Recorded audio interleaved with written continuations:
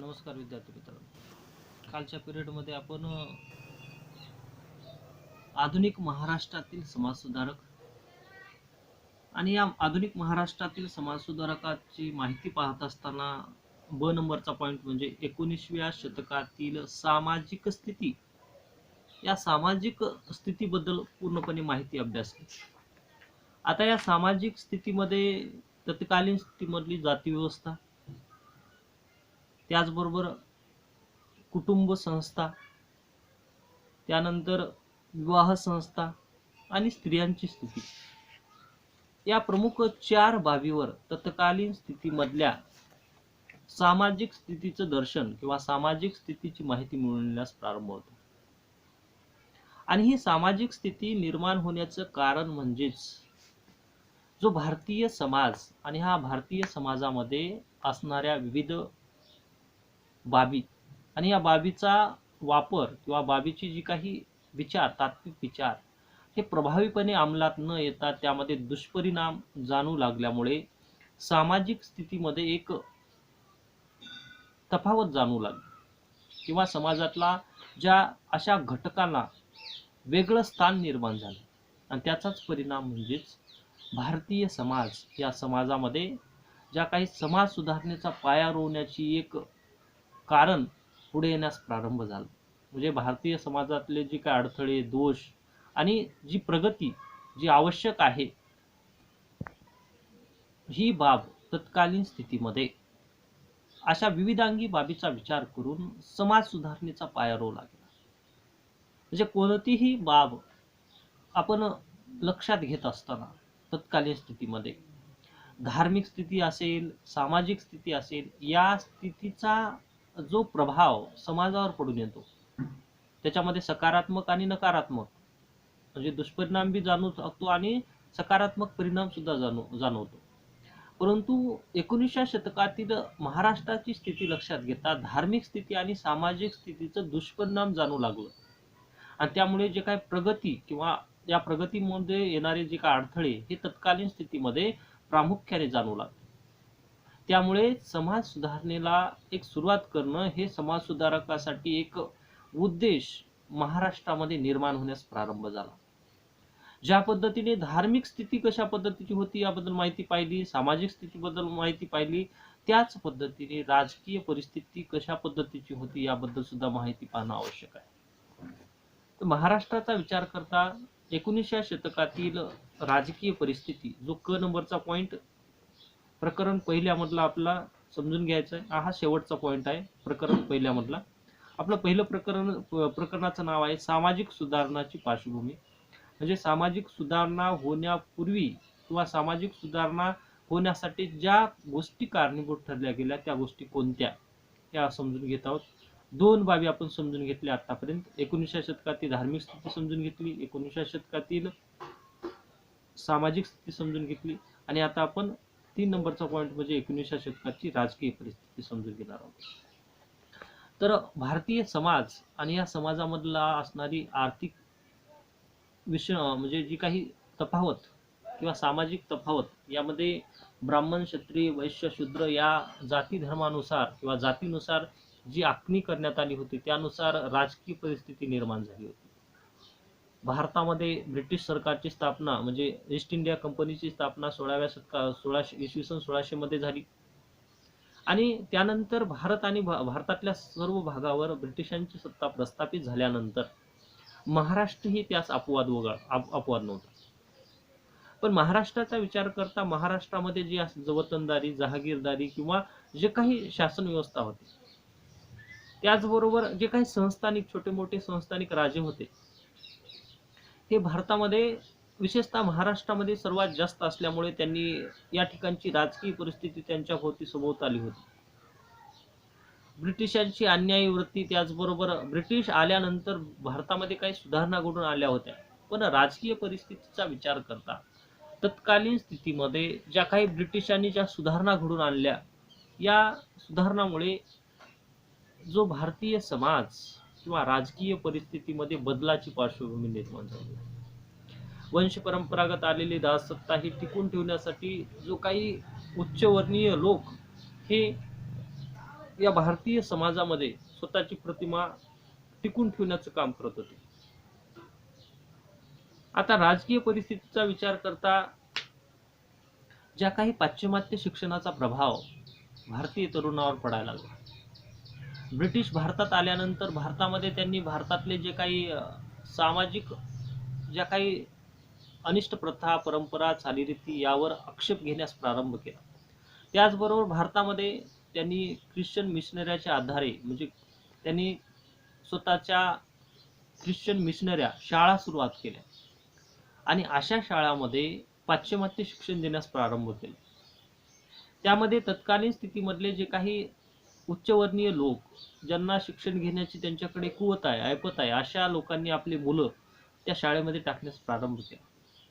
आणि त्याचा प्रभाव म्हणजे तत्कालीन स्थितीमध्ये त्या काळामध्ये पाश्चिमात्य शिक्षण म्हणजे पाश्चिमात्य संस्कृती समजायला लागली.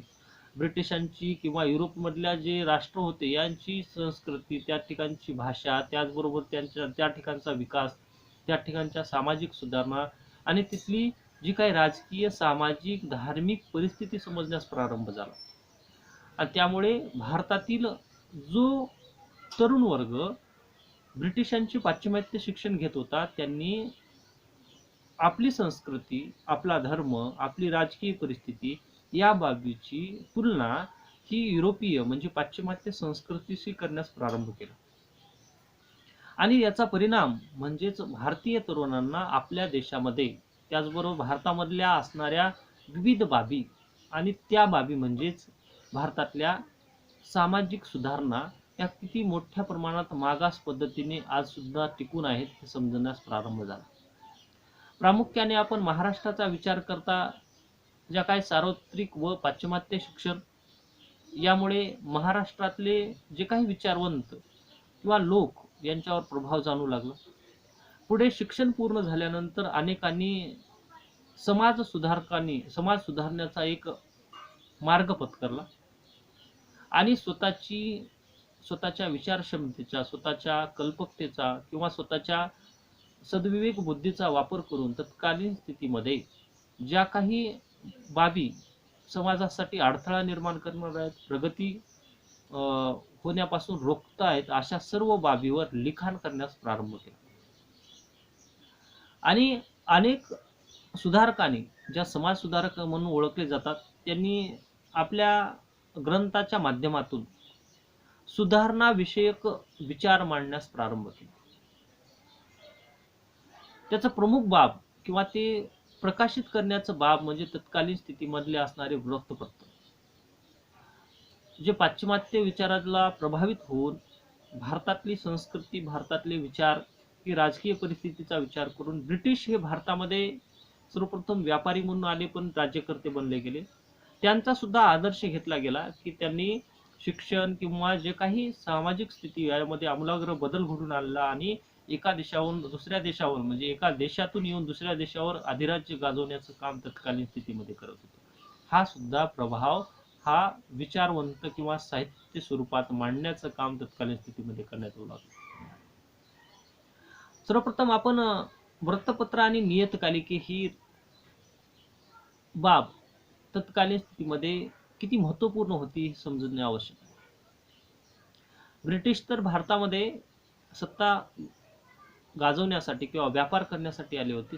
व्यापार करणारे पुढे राज्यकर्ते बनले आणि या व्यापाराच्या माध्यमातून त्यांनी राज्यकर्ते बनल्यानंतर भारतामध्ये त्यांनी राजकीय परिस्थिती म्हणजे स्वतःमध्ये बदल घडून आणून भारतामध्ये एक संघटित स्वरूपात ईस्ट इंडिया कंपनीची सत्ता पसरली. मग ही सर्व सत्ता म्हणजेच भारतीय लोकांचं स्वातंत्र्य, समता, बंधुता अशा विविधांगी बाबीवर गदा आणणारी होती. आणि भारतीय समाज जर या ब्रिटिशांच्या अधिराज्यातून किंवा ब्रिटिशांच्या ताब्यातून मुक्त करायचा असेल तर सर्वप्रथम समाजामध्ये सुधारणा घडून आणण्याची बाब ही तत्कालीन स्थितीमध्ये समाज सुधारकांना वाटला. जर व्यक्ती किंवा समाज सुधारला, त्यांना विचार करायची क्षमता आली, त्यांच्यामध्ये नाविन्यपूर्णता आली, शिक्षण घेण्याची प्रवृत्ती आली, त्याच्यानंतर शिक्षणामुळे त्यामुळे एक स्वतःमध्ये विवेकशीलता येते, त्याचबरोबर विचार करण्याची क्षमता येते आणि त्यामधूनच पुढे राजकीय परिस्थिती म्हणजे ज्या काही ब्रिटिशांची अन्यायी अत्याचारी जी वर्तून आहे यामध्ये बदल घडून आणणे किंवा त्याच्यामध्ये सुधारणा घडून आणणे, स्वतःचं राज्य मिळवणं, अशा विविधांगी बाबी त्या कशातून साध्य होणार होत्या, तर समाज सुधारणेतून होणार होत्या. म्हणून सर्वप्रथम आपल्या भारतीय लोकांमध्ये सुद्धा या जे काही समाज सुधारक असतील किंवा राजकीय विचारवंत असतील यांच्यामध्ये सुद्धा दोन विचार प्रवाह होते. एक होता आधी सामाजिक सुधारणा की राजकीय सुधारणा. तर आगरकर सारख्या व्यक्तींनी सर्वप्रथम सामाजिक सुधारणेला महत्त्व दिलं आणि लोकमान्य टिळकांनी सर्वप्रथम राजकीय परिस्थितीला महत्त्व दिलं. म्हणजे ज्या सामाजिक सुधारणेचा विचार करता समाज जर सुधारला तरच राजकीय परिस्थिती निर्माण होईल आणि राजकीय परिस्थिती निर्माण झाली तर ब्रिटिश भारतातून हाकलून लावण्यासाठी किंवा त्यांना परत जाण्यासाठी भाग पाडला जाईल. हा मुद्दा समाज सुधारणेचा एक पाया म्हणून ओळखला जातो. म्हणजे ज्या लोकांनी सर्वप्रथम राजकीय परिस्थिती असावी, राजकीय परिस्थिती निर्माण करावी हा प्रयत्न केला, तो गट सुद्धा होता आणि सामाजिक सुधारणा घडवून आणणारा गट सुद्धा होता. पण महाराष्ट्राचा विचार करता तत्कालीन स्थितीमध्ये समाजातल्या अनिष्ट प्रथा, परंपरा, रूढी अशा विविध बाबीवर विचार केल्यानंतर समाज सुधारणेला अग्रक्रम हा महाराष्ट्रातील समाज सुधारकांनी द्यायला सुरुवात केली. तत्कालीन स्थितीमध्ये वर्तपत्र असतील, नियतकालिके असतील यांच्या माध्यमातून समाजातली स्थिती समजून सांगण्याची किंवा पुढे मांडण्याचं काम तत्कालीन स्थितीमध्ये या वर्तपत्र नियतकालिकाच्या माध्यमातून करण्यात येऊ लागलं.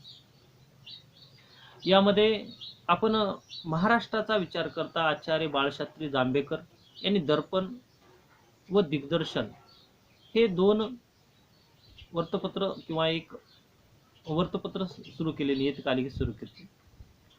लोकहितवादींचे शतपत्रे प्रसिद्ध करणारे भाऊ महाजनांचे प्रभाकर, महात्मा ज्योतिबा फुले यांचे सत्यशोधक समाजाचे दीनबंधू, त्यानंतर आगरकरांचे सुधारक आणि दक्षिणेमध्ये जे काही वीरशलिंगम पंतलू यांनी हास्य संजीवनी या बाबीच्या आधारे म्हणजे या नियतकालिके किंवा वृत्तपत्राच्या आधारे तत्कालीन स्थितीमध्ये ज्या काही संस्थात्मक पातळीवर ज्या काही संस्था किंवा ज्या काही संघटना निर्माण केल्या त्या आधारावर एक समाजामध्ये समाज सुधारणेचा पाया रोवण्याचं काम या समाज सुधारकांनी करायला सुरुवात केली. जी महाराष्ट्रात परिस्थिती होती त्याच पद्धतीची परिस्थिती ही म्हणजे भारतीय लेवल भारतीय समाजाचा विचार करता तेथे सुद्धा आढळून येते. म्हणजे राजाराम मोहन राय यांचा जो काय ब्राह्मण समाज, दयानंद सरस्वतींचा आर्य समाज, हे सर्व दूर महाराष्ट्र आणि महाराष्ट्राबाहेर सुद्धा अशा शाखा निर्माण होण्यास प्रारंभ झाला. उत्तरेमधल्या हा प्रमुख बाबी म्हणून ओळखल्या जातात. आता महाराष्ट्रामध्ये प्रार्थना समाज असेल, त्याचबरोबर प्रार्थना समाज न्यायमूर्ती रानडेच्या पुढाकारातून निर्माण झालेली सामाजिक परिषद, महात्मा फुलेंचे सत्यशोधक समाज, त्याचबरोबर दक्षिणेमधील वीरशलिंगम पंतलू यांनी स्थापन केलेली संघ संस्कारम समाजम, त्याचबरोबर स्वामी विवेकानंदांनी स्थापन केलेली जे काही रामकृष्ण परमहंस, अशा काही राजकीय संघटना म्हणण्यापेक्षा सामाजिक सुधारणेला राजकीय स्वरूपातून सामाजिक स्वरूप निर्माण करून देणाऱ्या ज्या काही समाज आणि संघटन स्वरूप हे तत्कालीन स्थितीमध्ये एक काम करण्याचं काम म्हणजे समाजात सुधारणा घडवून आणण्याचं काम केलं. न्यायमूर्ती रानडे असतील, आगरकर असतील इत्यादींनी ज्या काही परकीय सरकारच्या सामाजिक क्षेत्रातील हस्तक्षेपास काहीसा विरोधही होता. म्हणजेच ज्या व्यक्तींनी राजकीय चळवळीचा वाढता प्रभाव आणि तो प्रभाव म्हणजेच तत्कालीन राजकीय परिस्थितीचा एक वापर करून घेऊन सामाजिक सुधारणेचा एक वळण देण्याचं काम केलं. ज्या सामाजिक सुधारणा म्हणजे पाश्चिमात्य लोकांचा प्रभाव, आधुनिक मूल्यांचा प्रभाव असणाऱ्या सुधारकांनी प्रस्थापित समाज असेल आणि या समाज व्यवस्थेवर टीका करण्यास प्रारंभ केली. तसेच जागृती घडवून आणण्यासाठी ब्रिटिशांची जी सत्ता आहे या ब्रिटिशांच्या सत्तेला म्हणजेच तत्कालीन स्थितीमध्ये ब्रिटिशांनी ज्या काही सुधारणा घडवून आणल्या होत्या ह्या सुधारणा योग्य आहेत याला पाठिंबा देण्याचं काम सुद्धा समाजसुधारकांनी करायला सुरुवात केली. त्यामध्ये न्यायमूर्ती रानडे असतील, आगरकर असतील यांनी सुधारणावादी विचार हे महाराष्ट्रामध्ये रुजवण्यासाठी कार्य करायला सुरुवात केली. जो समाज खूप वर्षापासून सुधारणेपासून वंचित आहे अशा बाबीवर प्रकाश टाकण्यासाठी म्हणून त्यांनी पाश्चिमात्य शिक्षण असेल, पाश्चिमात्य संस्कृती असेल, पाश्चिमात्य विचार असतील या बाबी प्रत्यक्षात अंगीकार करण्यास सुरुवात केली. तो म्हणजे समाज सुधारणेचा एक पाया म्हणजे राजकीय परिस्थिती समजून येते. ब्रिटिश हे भारतामध्ये सुधारणा घडवून आणण्यासाठी नव्हते तर त्यांनी फक्त सत्ता गाजवण्याचा प्रयत्न केला. काही अंशी सुधारणा ह्या तत्कालीन स्थितीच्या समाज सुधारकांनी ब्रिटिश सत्तेच्या अंमलात असणाऱ्या शासन व्यवस्थेवर एक दबाव आणून पाश्चिमात्य संस्कृती, पाश्चिमात्य विचार याचा आधार घेत समाजामध्ये सुधारणा घडवून आणण्याचं कार्य सुरुवात केलं. त्यामुळेच 19व्या शतकात जी राजकीय परिस्थिती होती या राजकीय परिस्थितीचा एक आमूलाग्र बदल म्हणजे समाजव्यवस्थेचं एक अंग बनलं गेलं आणि पुढे तीच बाब म्हणजे राजकीय चळवळ, जी राजकीय चळवळ समाज सुधारणेसाठी एक प्रेरणास्त्रोत बनले गेलं आणि ती बाब म्हणजे सुधारणेचा मार्ग असेल, विचार असेल, शिक्षणावर दिला जाणारा भर असेल. यामुळे सुधारणा चळवळी प्रामुख्याने शहरी आणि उच्चवर्गीय मध्यमवर्गीयापुरत्या मर्यादित न राहता पुढे ग्रामीण भागापर्यंत वाढवण्याचं काम हे तत्कालीन स्थितीच्या समाज सुधारकांनी करण्यास प्रारंभ केला आणि त्याच्याच परिणाम म्हणजेच महात्मा ज्योतिबा फुले असतील, गोपाळ गणेश आगरकर असतील, विठ्ठलरामजी शिंदे असतील, डॉक्टर बाबासाहेब आंबेडकर असतील किंवा अन्य जे समाज सुधारक जे महाराष्ट्रामध्ये एक समाज सुधारणेचा पाया रोवला गेला या सर्वांनी तत्कालीन स्थितीमध्ये 19व्या शतकातील जी काही सामाजिक सुधारणाची पार्श्वभूमी ही एक आमूलाग्र बदलाची पार्श्वभूमी म्हणून पुढे येण्यास प्रारंभ झाला. आणि ही बाब म्हणजेच सामाजिक सुधारणा, ज्या महाराष्ट्रातील सामाजिक सुधारणा आणि आधुनिक महाराष्ट्रातील समाज सुधारणेचा पाया हा सामाजिक सुधारणाच्या पार्श्वभूमीवर अवलंबून राहण्यास प्रारंभ झाला. म्हणजेच 19व्या शतकातील धार्मिक स्थिती असेल, 19व्या शतकातील सामाजिक स्थिती असेल, 19व्या शतकातील राजकीय स्थिती असेल, ही स्थिती ही समाज सुधारणेची एक पायाभरणी म्हणून ओळखली जाऊ लागली आणि या आधारावरच तत्कालीन स्थितीमध्ये सर्वप्रथम महात्मा ज्योतिबा फुले यांनी समाज सुधारणेचा पाया महाराष्ट्रामध्ये रोवण्याचं काम केलं. म्हणून सर्वप्रथम आद्य समाज सुधारक महात्मा ज्योतिबा फुले म्हणजे सर्वप्रथम सुधारणेचा पाया महात्मा ज्योतिबा फुले यांनी महाराष्ट्रामध्ये रोवण्याचं काम केलं. तर आजपर्यंत किंवा आपल्या आत्तापर्यंतच्या भागामध्ये आपण जे काही आधुनिक महाराष्ट्रातील समाज सुधारक BA तृतीय वर्ष आणि सेमिस्टर 5वे या बाबीचा विचार करता तत्कालीन स्थितीमधल्या प्रकरण जे काही सिलेबस या समाज सुधारणेचा दिला गेला त्यामध्ये प्रकरण पहिले सामाजिक सुधारणाची पार्श्वभूमी, यामध्ये आपण 19व्या शतकातील धार्मिक स्थिती नंबर 1 पॉईंट, नंबर 2 19व्या शतकातील सामाजिक स्थिती, नंबर 3 19व्या शतकातील राजकीय परिस्थिती या तीनही बाबीचा पूर्णपणे आपण माहिती पाहिली. तर उद्याच्या भागामध्ये आपण प्रकरण दुसरे महात्मा ज्योतिबा फुले आणि महात्मा ज्योतिबा फुले यांचे प्रारंभिक जीवन, सामाजिक कार्य आणि शैक्षणिक कार्य हे याबद्दलची माहिती उद्याच्या पिरियडमध्ये आपण पूर्णपणे पाहणार आहोत.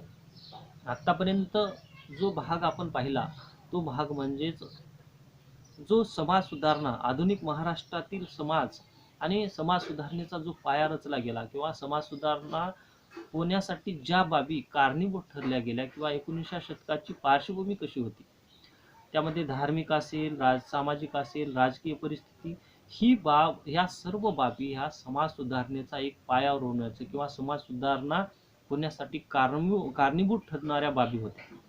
म्हणून आपल्या सिलेबसमध्ये पहिलं प्रकरण देण्यात आलं ते म्हणजे सामाजिक सुधारणाची पार्श्वभूमी. म्हणजे सामाजिक सुधारणा होण्या अगोदर समाजाची पार्श्वभूमी कशी होती हे पूर्णपणे आपण याबद्दल माहिती पाहिली. तर उद्याच्या पिरियडमध्ये आपण प्रकरण दुसरी महात्मा ज्योतिबा फुले याबद्दलची माहिती पाहणार आहोत.